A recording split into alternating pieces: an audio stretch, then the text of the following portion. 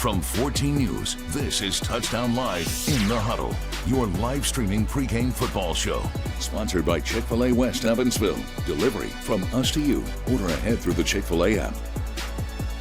Welcome back for Week 8 of Touchdown Live in the Huddle. Hard to believe we're already here. No kidding, man. It's insane. Well, look, if you're new here, each week we're going in the huddles of your favorite teams across the tri-state to give you an inside look before Friday's big games. Plus, we're taking a deeper dive into the people who make up the teams with interviews and feature stories to shine a spotlight on the minds behind the magic we see on the field every week. And now, Mitch, speaking of magic, pretty exciting day last Friday for Bossy. Let's check out more. Let's do it. Last Friday, the Bossy Bulldogs defeated Mater Dei for the first time since 1993. Last Friday was awesome, definitely for our kids. Even a lot of their parents haven't beaten Mater Dei that played here. The guy who's been leading the offense all season? Actually, I played quarterback my whole life. That would be Elijah Wagner. Coming in high school year, it was definitely a hard time because, I always used to start. When I came to high school, I had to just play until now, for real. So let's dial the clock back a bit, because Elijah's father knew his son had a special level of competitiveness pretty early on. He had a cereal bottle. I made him a cereal bottle, and he started drinking. He was about 2 years old, and he started drinking his cereal bottle like a Gatorade. Like, he would cut his eyes at me and start drinking his cereal bottle like a Gatorade. I'm like, hold on, what's up with this kid? That swagger at a young age has only grown, and it certainly comes out in moments throughout the season when he's in quite precarious positions. Man, I was just like, wow. Once I felt number 4 get off me right here, and then I felt him to the ground before me, I just pushed him to the ground. And then after that, he lets his legs do the rest.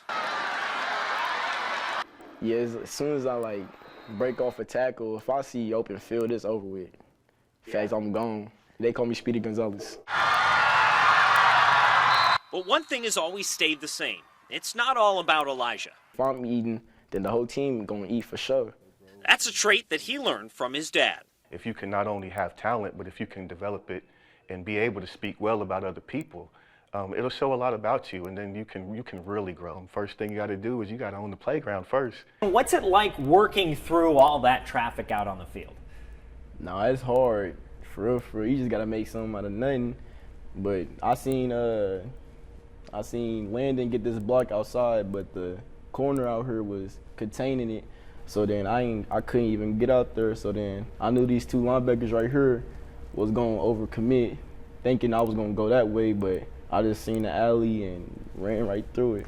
He's a bossy kid, and we're glad we kind of have him to, kind of show the kids that are younger what they could be one day. And I know he kind of likes that as well, that, there's probably kids wanting to be number 5 on Friday night that are at our game. As the season starts to near its end, Wagner is trying to use these electrifying moments on the field to bring him closer to his goal. Definitely go to college for football. And then whatever happens after that, happens after that. But until then, he's got one more thing you need to know. Like the best 2K player in Evansville, in the city. Best 2K player in Evansville. Facts. Really? Best Madden 2K player. Great talking to Elijah. Pretty high praise for his own 2K and Madden game there at the end. But hey, we're excited to see what he does the rest of the year. Absolutely. Right now, let's turn the page over to our Player of the Week segment. Max, you had a Player of the Week pigskin to give out in Union County. Is that correct? I sure did. Got the chance to talk with last week's winner, Jaron Johnson. Check it out. All right, you know what time it is again. We're talking to our previous week's winner for our Player of the Week, and I'm just going to start. I won't keep you waiting any longer, sir. Here's your Player of the Week pigskin. Congratulations, Jaron Johnson, a fantastic performance against McLean County. Let's just start off with a simple one. What was going right for you and the team overall? We've had a great season coming into that game. And they gave us a weird look, so we executed well that night. They put 9 guys in the box, so we just thrown to the number 2 guy. You had 25 passing yards. Where you really did your damage was on the ground. 255 rushing yards. I believe it was on 20 carries. What clicked in that run game? They just gave us a hole, and I hit it. It was simple as that. Simple as that. Just finding your spots. Congrats again on a great performance. What are you guys looking to get done in this next week? Get a win by a large margin and keep going, keep pushing throughout the season. You heard it here first. You guys are undefeated. What do you need to get done to keep that going? Just keep practicing hard like we've been doing and play like we've been playing. All right, there's our next Player of the Week interview with Jaron Johnson. Congratulations again, sir. Thank you. Well, Mitch, we've talked to last week's winner. There's only one thing left to do now, though. Have we tallied those votes? Oh, you know I've been busy counting, Max. I've got the winner for you. You ready? All right, ready as I'll ever be. Who you got for me? Well, the fans have spoken. Our Player of the Week for Week 7, you know who it is. Wyatt France. Ooh, the Boonville running back getting the love. There he is. Rightfully so. He carried the ball 21 times for 200 rushing yards, something light, and scored 6 touchdowns in one game. You kidding me? Yeah, Franz tied the Boonville single-game touchdown record with his 6 scores. Who else in Pioneer history did it? Well, that'd be Devin Mockabee. Wyatt will be out to see you at practice this week to give you our very own Player of the Week, your very own Player of the Week pigskin, excuse me. Congratulations, young man. Congrats. Coming up on In the Huddle, it's time for our Tri-State Insider segment. This guy right next to me, Mitch, will unveil the game of the week and break down what it is that we've seen on the field so far this season and what outcome we're looking for on Friday night. That's right. You can't talk game of the week without talking to the folks who make up the plays. We'll have interviews with both head coaches. Stick around.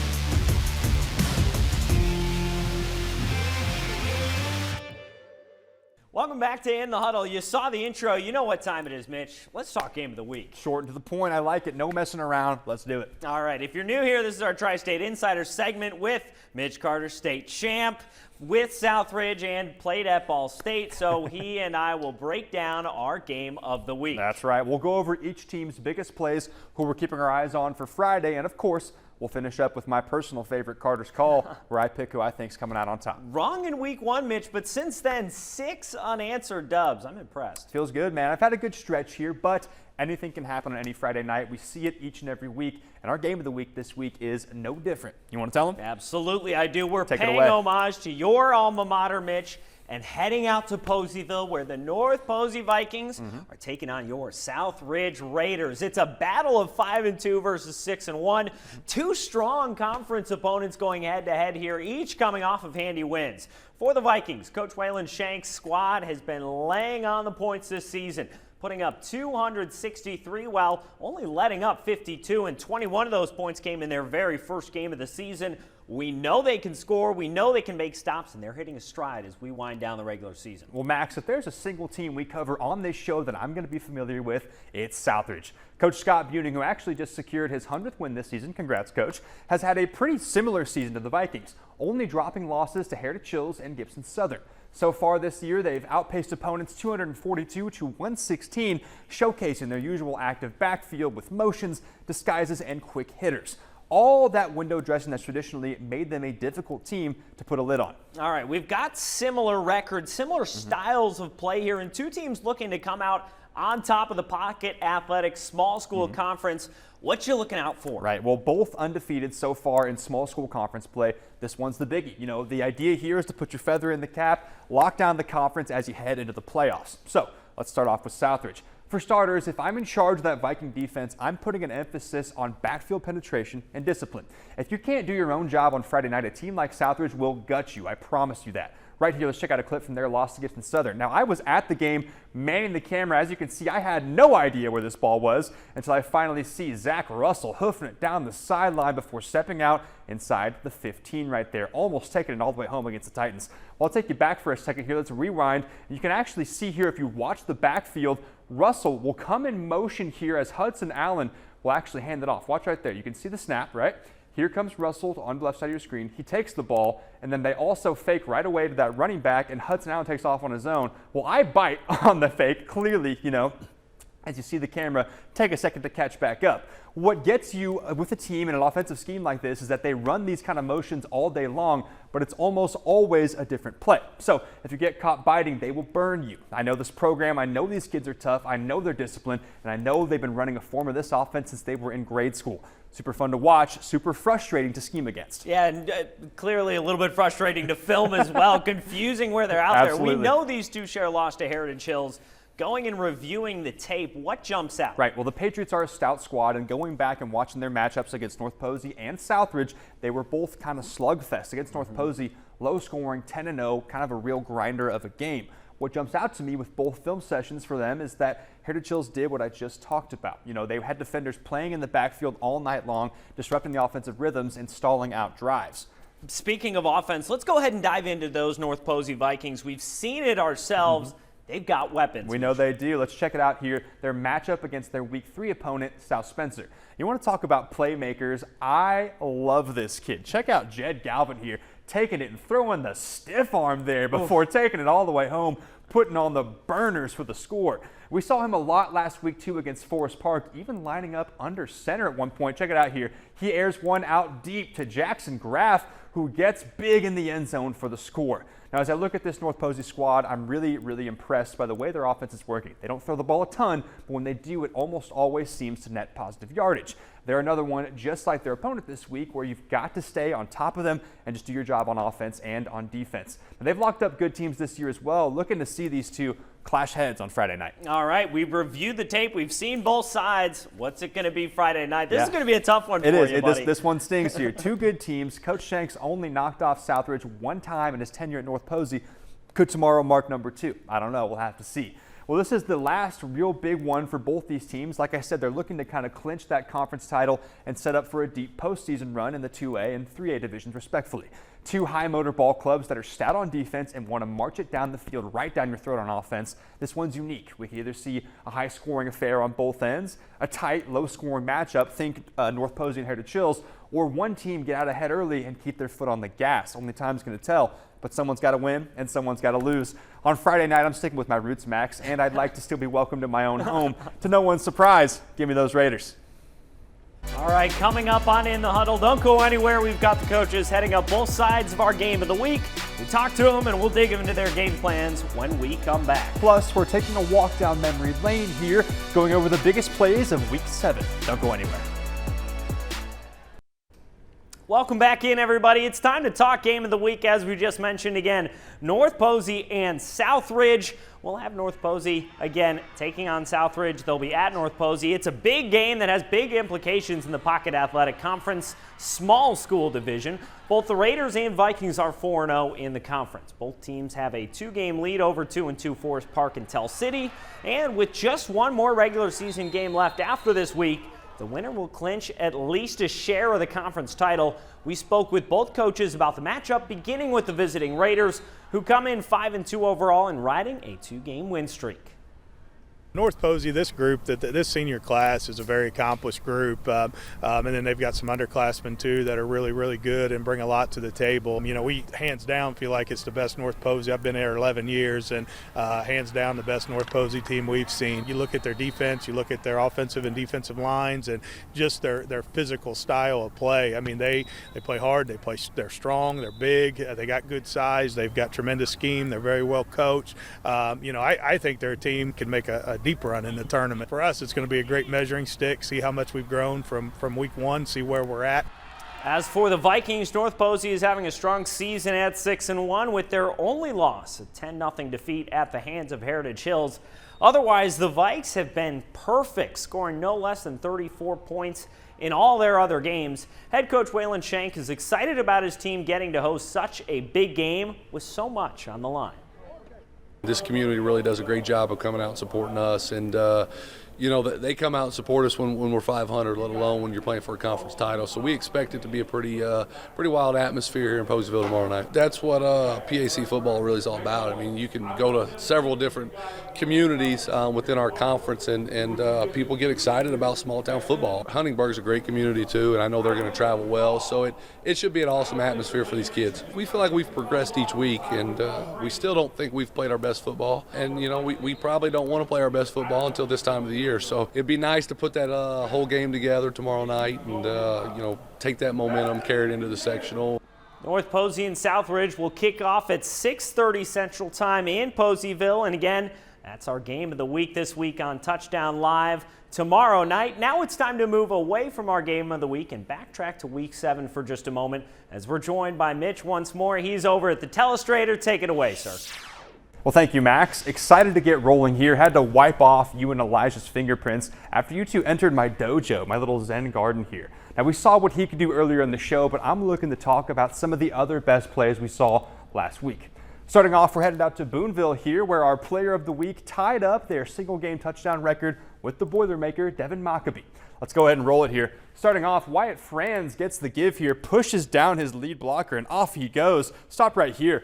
Being mean to these boys. Oh my goodness, coach, let me see his birth certificate. If you don't bring it onto the show, you can't convince me this man right here didn't kiss his wife and his kids before he took that field. That is a man amongst the boys.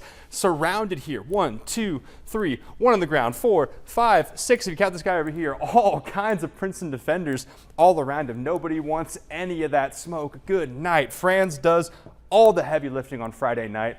Go ahead and roll it here and watch as he steamrolls his way forward here through all the defenders, fighting for extra yards. Even his own linemen are catching strays there as he gets them, and the Boonville Pioneers go on to take it 54-7. Well, next up here, we're making a stop off Highway 41, where the North Huskies were hosting the Vincennes Lincoln Alice's. North sitting at 4-2 with Lincoln at 5-1, 3-4 in the SIAC respectfully. Let's go ahead and roll it. Right away, McKinney here calls his own number on the run and takes off. Face mask, stop right there. Now, right, this right here is the face and the body language of someone that knows he boogered it. Sitting down, hands around his head right there, knowing not only did he face mask, can't do that, but he missed the tackle on the face mask. Got to give shouts to McKinney here for spinning around, good balance, holding it down, and immediately looking back downfield, looking to get things rolling here. And speaking of rolling, let's go ahead and roll it. Like I said, McKinney spins out of it, and he's out the gate. Getting the outside here. 2 of them tackle each other right there. It's a bloodbath out there. Insult to injury. McKinney puts on the burners and talks the whole way home. Touchdown Huskies making it 24-0 and leading to the blowout 31-zip. And last but not least, let's take a look back at our game of the week in the Wrights Bowl. Undefeated Wrights versus undefeated Memorial. 1-2 game of the year. Who's it going to be? Those Panthers over on the west side showed up and showed out a lot of that success thanks to guys like we're about to see right here. Let's go ahead and roll it. Here's Ben Davies throwing one out to our boy, Roland Vera Jr. on the comeback. Stop right here. Let's play count the heads here. 1 and 2, 3 right here, 1 right here, and 1 right here. That's 5. Now, no reason a human being out on the field playing football against other human beings all high school age should be getting out of this. Every single one of these kids at some point earlier in the day sat in algebra class, and at some point our human joystick here decided, I've had enough of this math. I'm teaching lessons on physics. Let's go ahead and roll the clip here. Puts Memorial boys on skates right there. Insult to injury. It's a bloodbath out there. It's pandemonium. Guys are tackling each other. The humanity of it all. Vera Jr. would go on to score here, calling his own number right there as he walks it in, and they'd bring a hush over half the bowl on Friday night, solidifying themselves at the top with a 34-0 win, moving to 7-0. Next on In the Huddle, it's back. We're heading out of the studio and into the red zone. We'll see who Aaron Hancock got a hold of this week as he cycles through as many questions as possible in 1 minute. And we'll break down the schedules for the other games in our area as we dial it up for Week 8. Just 2 games remaining in the regular season. Time to lock in. Welcome back. Before we look at our schedule for the week, as we mentioned, we've got to hand it over to Aaron Hancock. That's right. We cannot forget about him. No. Each week, he takes a player into the red zone for some rapid-fire questions. Let's send it out there, Aaron.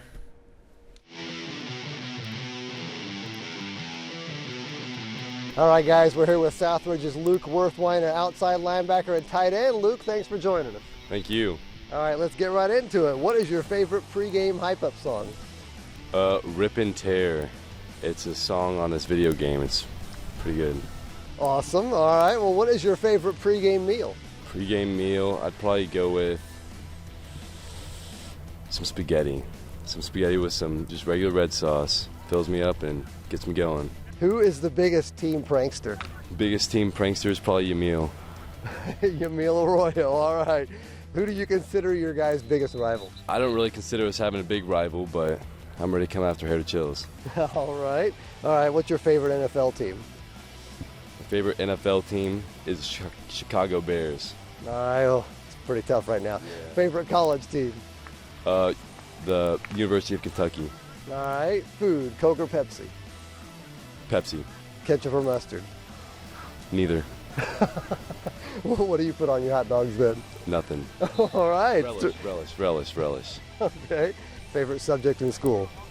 Anatomy. All right. Well, we'll wrap it up there. Thanks, Luke, for joining us. Thank you. All right. We'll send it back to you guys. All right, welcome back in. Shout out to that guy. I think big Bears fan. A couple of them here as well. We're with you, Luke. Bears We're right there fans? with you. We're right there. It's tough with out you, here. Man. All right, thanks, Aaron. Great stuff. Now it's time to take a look at some more games across the tri-state. Let's get you all pumped up for our Week 8 slate. Here is what we have on tap. Coming up first, Castle Knights. They're visiting Central. Central last week fell in a close game to Harrison. Speaking of the Warriors, Modern Day heading to Warriors country. Those two will face off, both kickoffs at 6:30. Moving right along north, heading up to Jasper. And then the Bossy Bulldogs, we talked about him earlier, Elijah Wagner. He's going to try and pull off a big upset against the undefeated Wrights Panthers. Those also at 6:30. A 6 o'clock kickoff, Pike Central Chargers at the Forest Park Rangers. Then back to a 6:30 kickoff. The Vincennes Lincoln Alice's taking on the Memorial Tigers. Tigers looking to bounce back after that loss last week to the Panthers. Mitch, I know you've got some games you've circled on the calendar. What you got Always this do, week? man. We're looking at some quality matchups all across the board here. Like always, I got some picked out of my own. We've got the Gibson Southern Titans heading over to Mount Vernon, looking to get a piece of the Wildcats. Meanwhile, the Henderson County Colonels across the river hosting the McCracken County Mustangs. What a name there, I like that one. We've also got the Mount Carmel Golden Aces looking to add to their impressive season so far when the Casey Westfield Warriors come to town. Can't forget about Carmi either, the Bulldogs to host the Edwards County Lions. Both those games kicking off at 7 p.m. And last but certainly not least for me here, I've got my eye on Apollo heading into Madisonville. Eagles looking to knock off the Maroons and vice versa. Then Juggernaut Union County takes the bus ride over to Hancock County as the Hornets gear up to host the Braves.